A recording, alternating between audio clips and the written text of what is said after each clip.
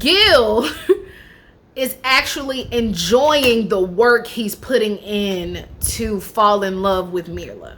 What he is facilitating between him and Mirla. He's enjoying it. He's doing it so that these feelings can conjure themselves up in the midst of the work. You, sir, are not. Don't stop. Don't stop. Don't stop. Don't stop. Don't stop. Don't stop. Don't.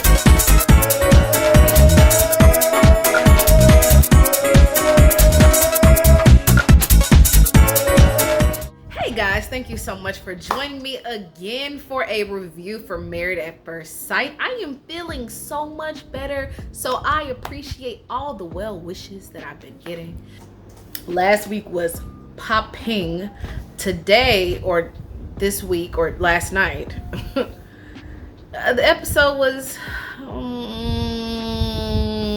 it didn't start getting like good until nearing the end. There's not too much of notes that I have, but I'm gonna share them all with you today. We are back in my room simply because my air went out last night, so I was in here hot doing these notes for you all, just hot, okay? But I'm here trying to get that worked out. But anyway, let's get started with Brett and Ryan. So Ryan is actually making an effort.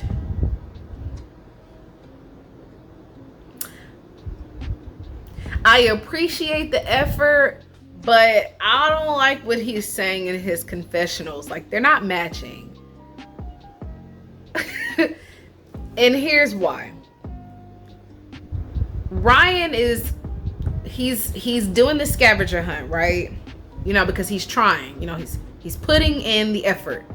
But his words don't align with what he's saying to Brett in his confessionals, because he's still saying, yeah, I'm trying, but I'm still not feeling this. And it's just like, listen, you have the opportunity to opt out. Now, if you're just going through the motions because you don't want to date again, hate that for Brett, because Brett is eating this up, okay? She is eating the appetizer, the dinner, the lunch, the dessert, and the bread that comes with the meal. And I don't want that for Brett. Like, I think Brett is a catch.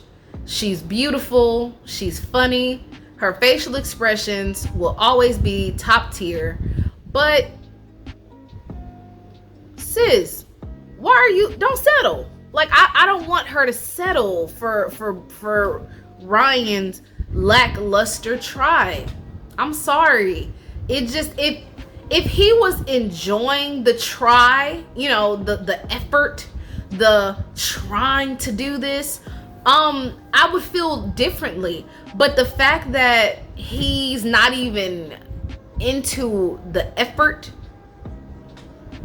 that's that bad bitch behavior. That's like one of those situations of, I'm doing it because I have to, not because I want to. And there's nothing genuine about that. So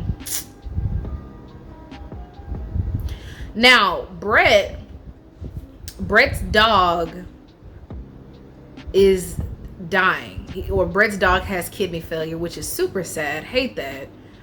We don't want to see anything or anybody suffer. And so I hated to see that for her this episode, where she had to eventually put him down. And she just seemed very sad about that. And I would be too, if I had, you know, a companion like that for that long. I've never had a companion like that for that long, but it just hurt my heart. I hate to see Brett upset. I hate to see anybody upset.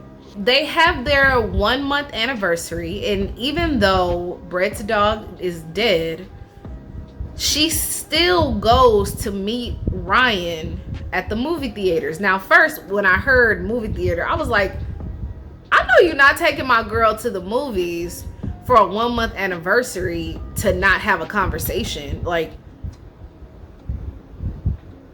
because that almost equates like the bad choice of date for the first date. You don't do that for the first anniversary, like. But that was just me, because Ryan has not set himself up in a good light for me to have faith in him. But it was actually very sweet. He had the wedding on the big screen, so they were able to talk and look. And now here's what messed me up about all that. when they were looking at it, Ryan was basically saying that when he was watching it, he saw how hopeful he looked. And, you know, he was really thinking that this was going to be perfect for him. This was going to be everything he ever imagined. And I really feel like he set himself up to fail, because he built this whole experience up to an unrealistic expectation, right? And it seems like he hit the ground hard once he realized what this really was going to be. And he's not been in a space to where he's going to actually try. So he's just been letting Brett carry the bulk of the work when it comes to this relationship. So I was disappointed with Ryan saying like, yeah, you know, I was just really, you know, really hopeful. And mind you, when I first saw Ryan, when he first made his way onto our screens at home, I said, he looks dead in the eyes. Like, he just looks really sad. He sounds sad. He does not, like, he just sound like he had no zest for life. And he still doesn't. It just seems as though it's gotten worse. So yeah, Ryan, it's a no for me, dog. Gearla. I have to stop doing this.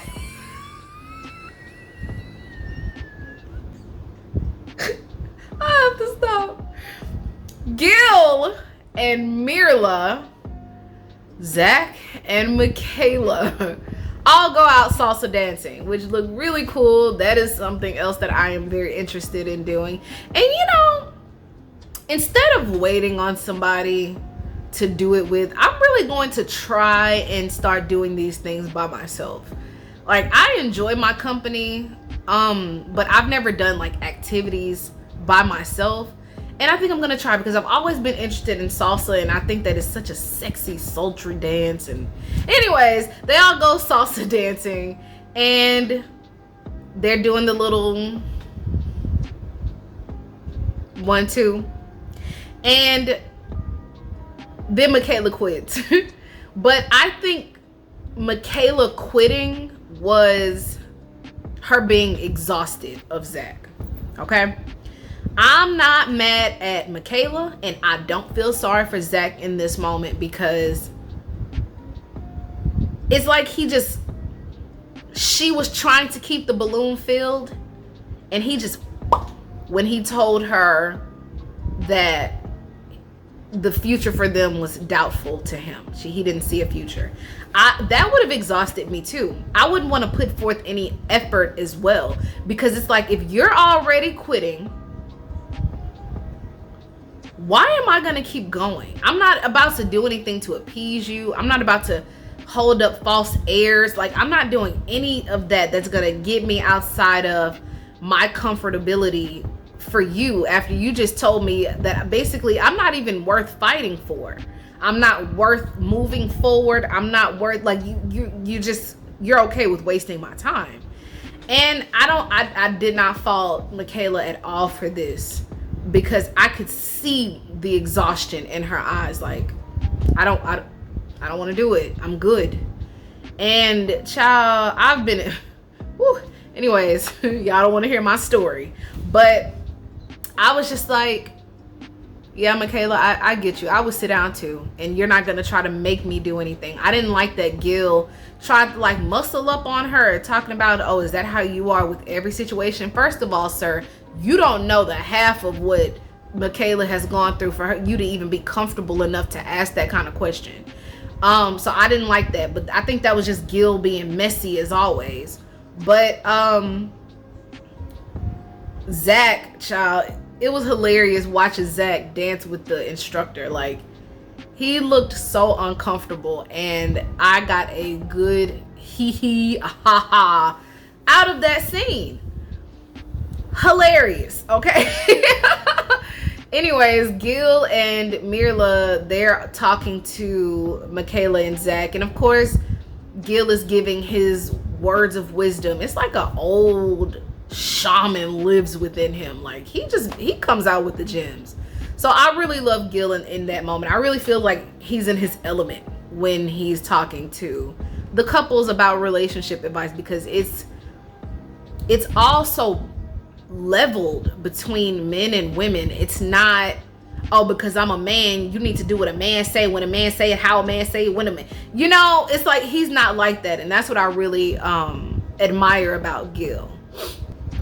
Okay, so Mirla and Gil, I really have to slow down saying their names, child, because that Girla is hilarious. Anyways, so Mirla and Gil, they are celebrating their 1 month anniversary. First of all, can we give Gil like credit where credit is due? Like, can we just give him credit? Because listen, the soft, why am I jumbling my words up today?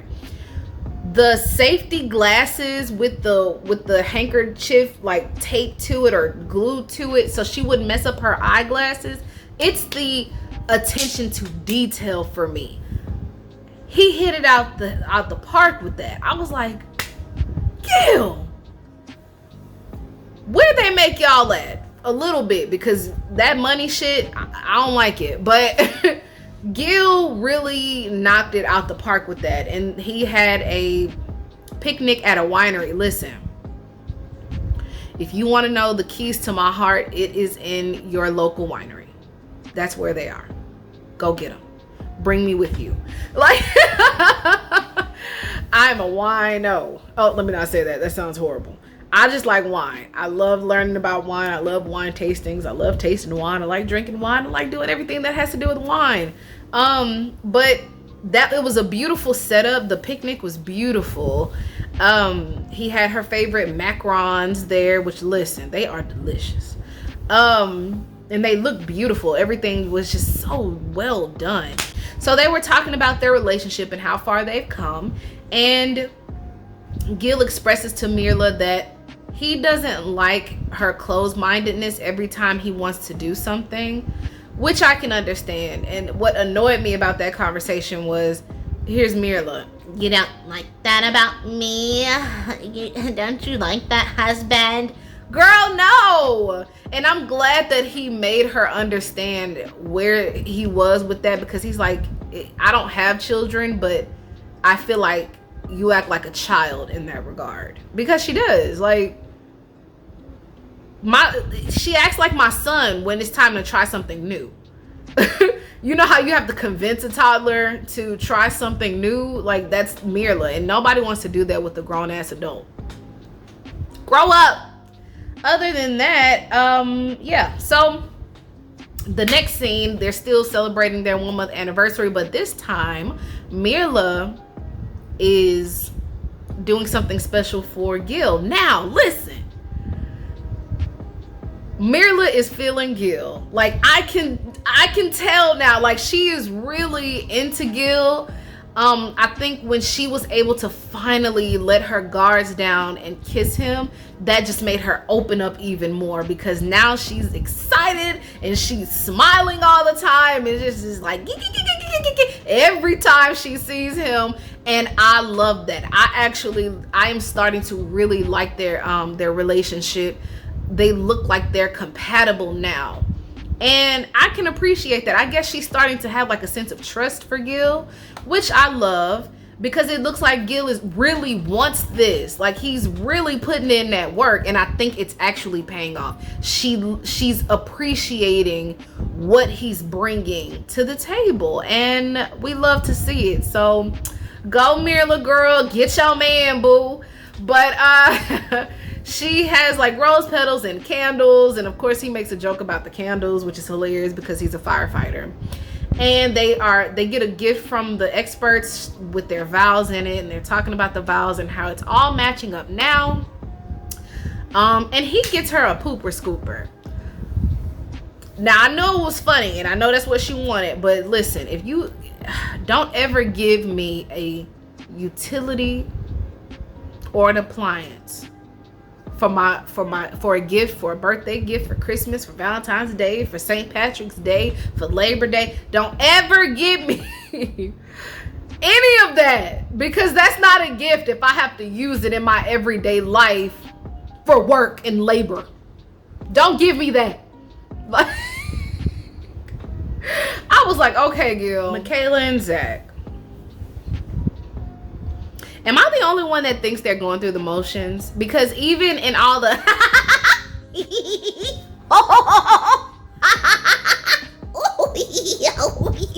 all of that, I was like, I'm not convinced at all. I'm not convinced. And I'm a very optimistic person. I'm always trying to see the good in all, but it just felt forced, that whole scene. She took Zach to a studio where there was like rose petals and candles and all this. And I'm like, what you doing? Michaela, like, why are you romancing this man? Why are you courting this man? But whatever. When I was in this hot ass apartment last night watching this scene, there's something I noticed, and I'm gonna throw that clip in here. Dancing.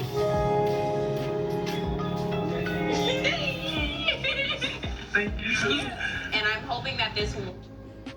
Did you see that? Look at that. Look at that. Thank you. And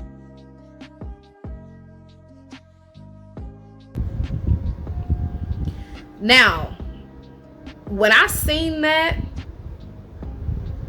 y'all let me know how y'all feel about that. But I was just like, I'm not convinced. That church hug and that, on Zach's face, I was like, did y'all just have a conversation of like, we'll just go through the motions for the sake of the show? Are you guys getting paid? Like, I really feel like they are faking the funk, because Michaela was basically saying like, Zach asked me what I wanted, and I told him that I wanted happy Zach. Well, happy Zach looks like disingenuous Zach, because Zach keeps throwing you under the bus every chance he gets. When she said that she's finding herself in love with Zach, I'm like, what happened from then to now that gave you the love factor? Like, I want to know what the shift was about. I want to know what that conversation was about, because Zach has been throwing you under the bus and giving you all of these negative things and making you to be the crazy, angry black woman this entire time, and now you're in love. I was like, oh no. But he took her to a hotel for a staycation, since they were not afforded their honeymoon since he had COVID. That even looked weird and just forced to me, because they were going to bed, but then 2 hours later they were going to some spot at 4 o'clock in the morning to eat, which didn't look good either. I was just like, not castmates just trying to get the check. Not we just here for the money. Like that. And if they're not getting paid, what are you doing this for? Because it damn show is not for the relationship. Johnny wore me out this episode. He wore me out in this hot apartment, because he's one of those people that can never be pleased. He's just not happy with what he has. And the amount of anger that he displayed against Bao this episode was a joke.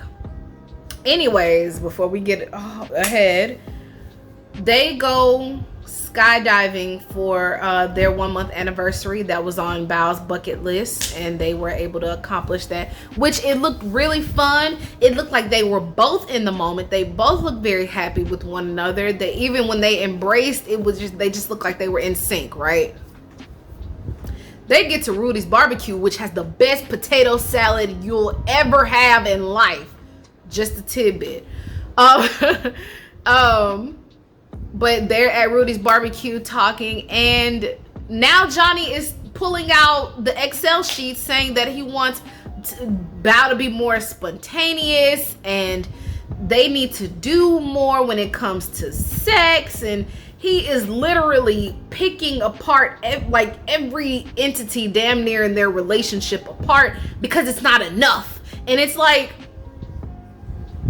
and you see Bao over there literally like, what do you want from me? Because you can see Bao's efforts. Like, you can see her efforts. And it's hard to carry a whole relationship with two people, two adults. It's difficult. And she's literally dragging the couch by herself.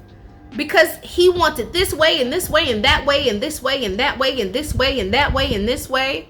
And if she doesn't do it in this way and that way and this way and that way and this way and that way, then she's not doing a thing for him. And he just wants more of what'll make him happy instead of what'll make the relationship balanced and healthy. And I'm just like, Johnny, go to hell.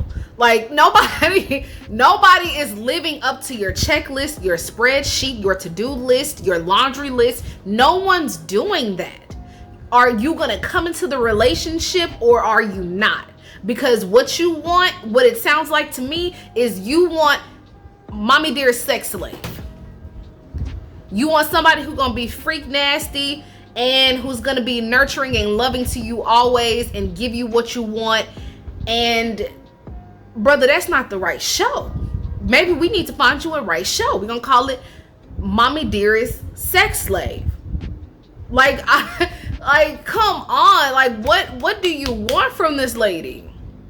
She's doing her damnedest that she can do in this short time frame that you all have, and you have yet, other than that punk ass painting session, you have yet to really budge in regards to Bao. Like, you've not done any real heavy lifting in this relationship. All you've done was run. All you've done was demand. All you've done was cry. Instead of you've been upfront and honest, but instead of being compromising, you've just been over analyzing her feelings. You've been just picking this lady apart since y'all met. And it's just like, well, not since y'all met because y'all been knowing each other, but since y'all been married. That's exhausting. So Johnny meets with his friend. And he is really full of himself. I really wanted to really like Johnny, but he's making it very difficult. He's venting about his frustrations, or he's critiquing Bao, of course, telling his friend about all these negative things about Bao, just focusing on the negatives. And she even tells him, like, you're focusing so much on the negative that you're not in the moment, basically. And then he goes, well, I should initiate more, but every time I think about something I really don't want to do, it just makes me not want to do it even more. And it's like, then why are you here? Why are you here? Like, you have the option to walk away. You are wasting this lady's time, and you're wasting your time because clearly you don't want to put any effort. You want a old 1950s type of relationship, and she's not willing to give it to you. Okay? You want free labor. You want all the hugs and cuddles and kisses and love. He don't even want to cuddle. He just wants somebody to be freaknik on him all the time. Which is not a small part of the relationship, but in what goes on in relationships, like the overall picture, it plays such a small part. And it's like, please, like, anyways, then he fixes his mouth to say, well, I'm just, and literally, he's just head down, really trying to think. And he goes, I'm just trying to think of what, Bao can do for me, to make me happy. Is it crack? Is it crack cocaine that you are smoking? Because that is what you have based this entire relationship on. And the fact that Bao even said, I wanted to give you a hug. I wanted to ask for a hug when I was telling you about something that happened at work, and I was really stressed out about it. And I wanted to ask for a hug, but I was afraid to be rejected. You created that fear and insecurity in your relationship for that lady. And you're sitting here trying to figure out what she can do to make you happy. First of all, let's get one thing straight here, okay? Going into a relationship, you and anybody else should not be going into a relationship looking for the other person to make you happy, okay? The person that you have decided to be with can add to your happy. They can uplift your happy. They can be your backbone. But nobody's going into a relationship saying, let me make you happy. That's supposed to come with you. You are already supposed to be happy with you in your own right and create your own happy, create your own positive energy. No one is supposed to be pouring into you that heavily. That is a very unhealthy dialogue for a relationship. It's super toxic when somebody's just like, I just want them to make me happy. Johnny? This lady was not made by the good Lord above for her to make you happy. So I thought that was super bogus of him to even say. Anyways, so Bao is talking to her friend, and to sum up that whole conversation that they had, her friend basically said, you need to start verbalizing your frustration. Stop sitting on it.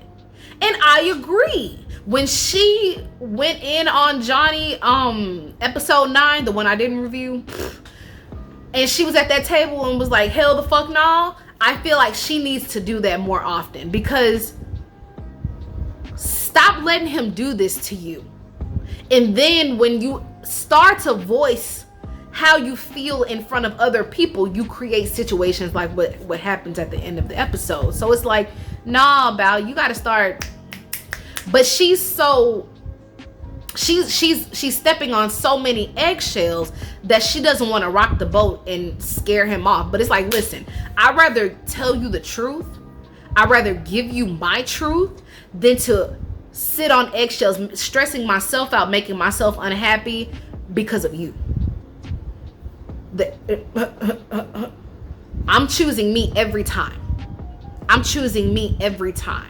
And if you start to mess with stuff up here and mess up my little happy aura that I've created for myself, you gotta go. Or I'm gonna tell you and then you gotta go. Or you can try to fix it, but if you don't try to fix it, you gotta go. Because nobody should have to put up with such mental turmoil and have so much of a responsibility emotionally and mentally for another adult human being. If it's your kids, yeah, that's your responsibility. Like, I make sure it is my job to empower my kids, make them feel like they own their day, their life, but I also make them, help reassure them that I love you with everything in me. And if nobody's gonna go to bat for you, it's gonna be me. Like, I make sure that I'm cheering them on in that regard, but I'm also making them responsible for their happiness too. So it's like, kids, yeah, but adults, hell no. Hell no. Hell no. So yeah, Johnny,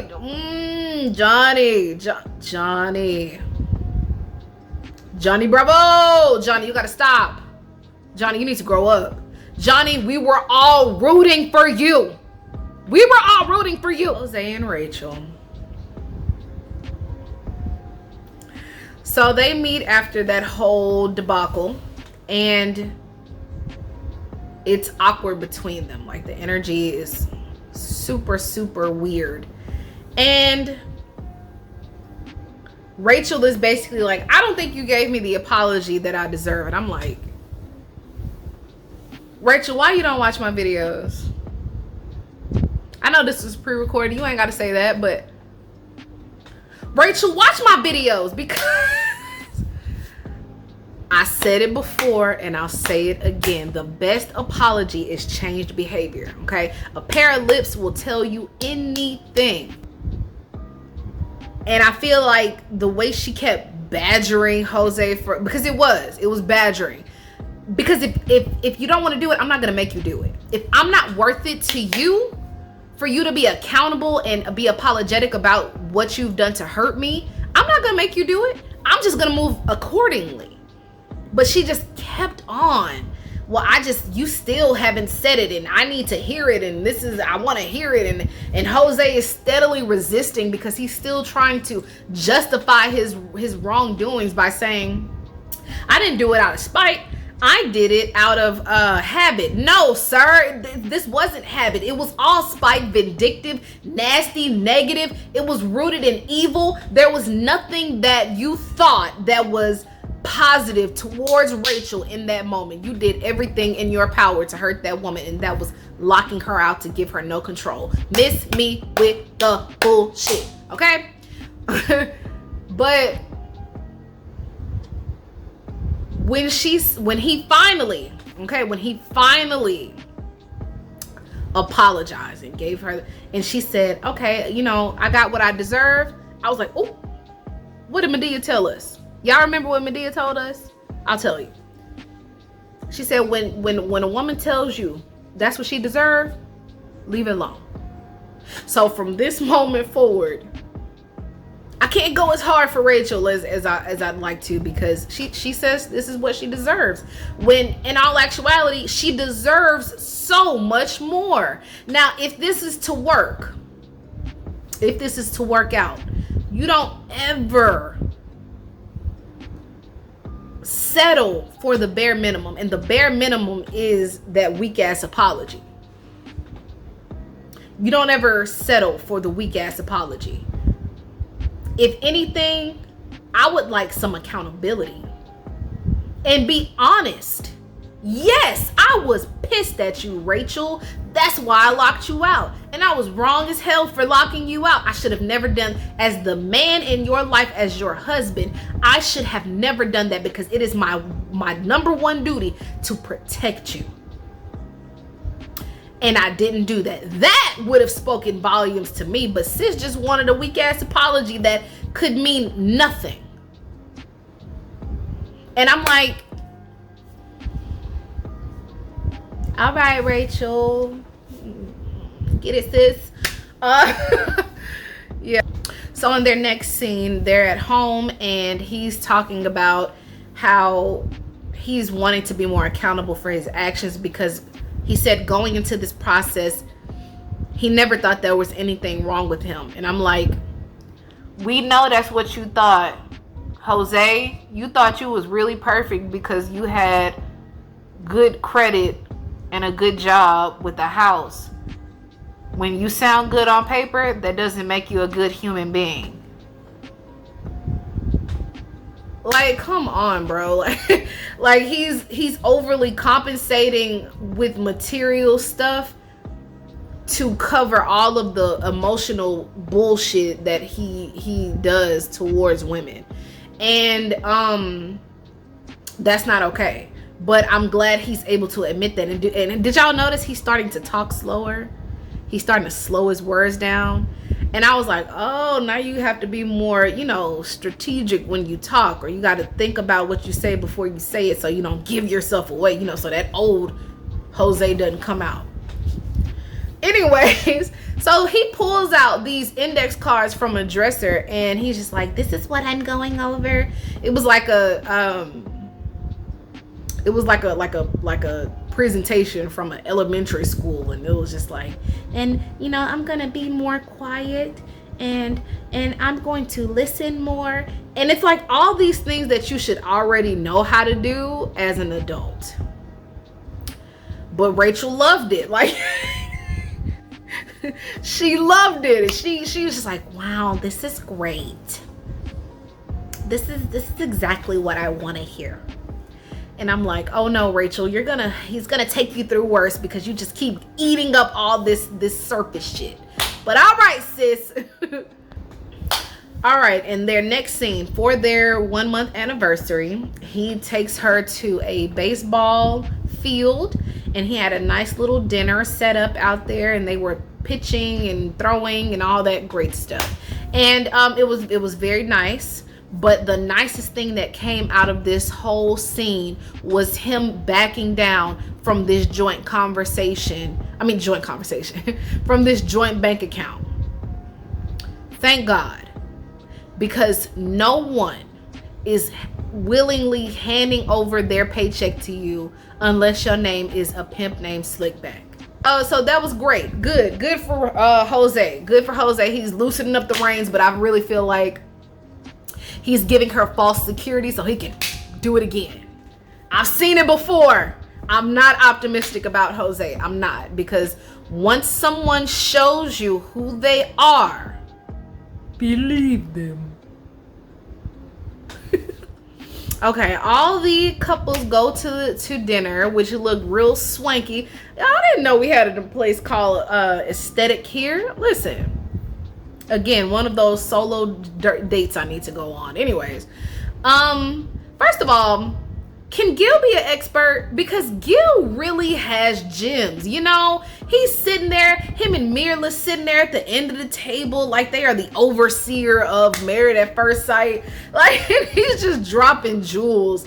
And I love it. Like, I really love Gil in that space. First of all, you missed your calling, Gil, because being a fighter, yeah, you out here saving lives, but you could be saving marriages. You really missed your calling, sir. Maybe you should be a marital counselor or something like that, because he got them jewels. His ancestors really ingrained something in him, because listen, every time he opens up his mouth for the couples, gems just oozing out his throat.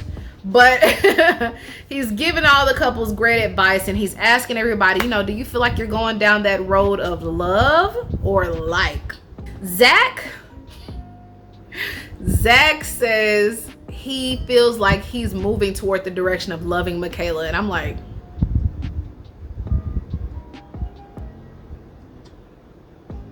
okay. And then Michaela says, well, yeah, you know, I love Zach, and I told him I loved him. And I'm like,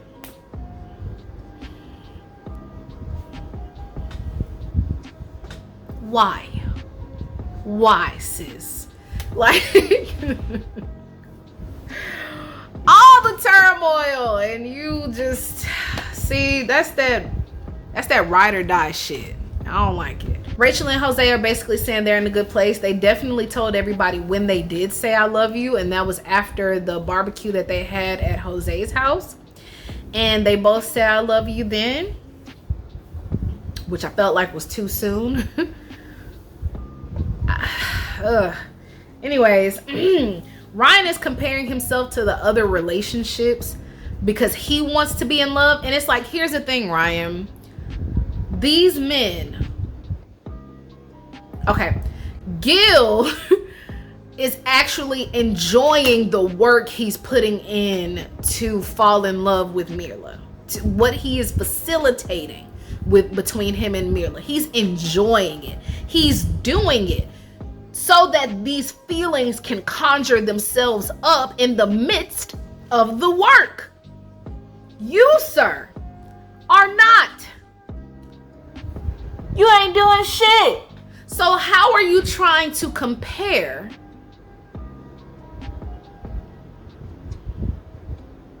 when you're not even putting in the work? And that little lackluster not survey, what was it, scavenger hunt, it was just, you were just going through the motions because you know for a fact that you are not into Brett, and you have yet to do anything that's going to help your relationship grow with this young lady. And it's sad to see. They're just in a bad space. Brett and Ryan, and poor Brett. I really hate this for her because it seems like she just has a lot of love to give, and Ryan just wants a blonde bombshell who's gonna have the insides of Brett, and that's not fair.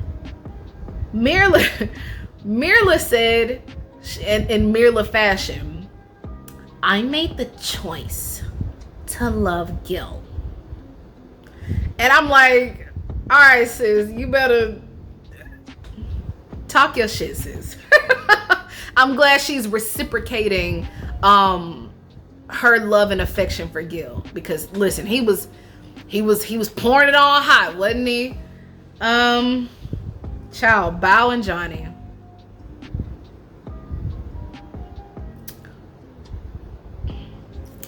Bao says she feels like she's growing in like with Johnny. She's not used to doing all of the work in a relationship because she says she's cooking and this, that, and the third. But she's basically courting her husband. She's romancing her husband, and she's not getting it back. And listen, everything that she said, and the only thing that Johnny could hold on to was the fact that she said that she cooks. And I'm like, so you're not gonna deny everything else because everything else is the truth? Because if you want to be honest, you're just mad that she's putting this shit on Front Street, that you're not that great of a husband. You won't even court your wife because you feel like when she gets excited, she's too giddy and she's childish. Again, you can walk away too. Like, I honestly feel like Ryan, Johnny, and Zach can just walk away. Like, y'all can walk away. At least Jose is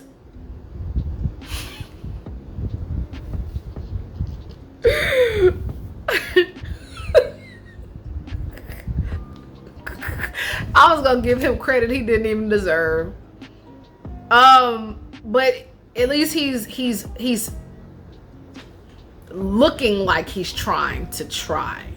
But y'all just want the shit to fall in y'all's lap, and I don't think that's fair to the women, especially if they are trying to settle in their femininity. It seems as though you guys are forcing them to be in their masculine energy more than their femininity, and it's not fair. Everybody needs an even balance. Everybody needs an even balance. Everybody needs an even balance of their feminine and masculine energy.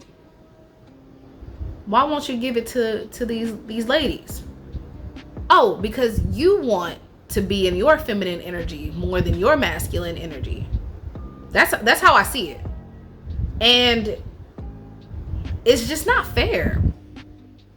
It's not fair for these ladies to have to continue to endure these lackluster relationships, these forced relationships. They're not even worth fighting for, in my opinion. So I don't know, guys. Y'all tell me what you think down in the comments below. I had such a good time. I've been so giddy today. Because I had a great interview, so you know I'm a little goofy today, but I hope you all enjoyed the review. Y'all let me know what y'all think down in the comments below. Y'all already know I'm gonna talk back to you, so let's do this. Let's talk. Let's have some dialogue about this craziness that is Married at First Sight. Please make sure you subscribe, share with a friend, whoever you like watching Married at First Sight with. Let them know I review it. Okay, we're family. Let's do this. Okay. Y'all like, comment, and subscribe. Hit that notification bell, and I'll see y'all next time because I do videos like this every single week. Peace.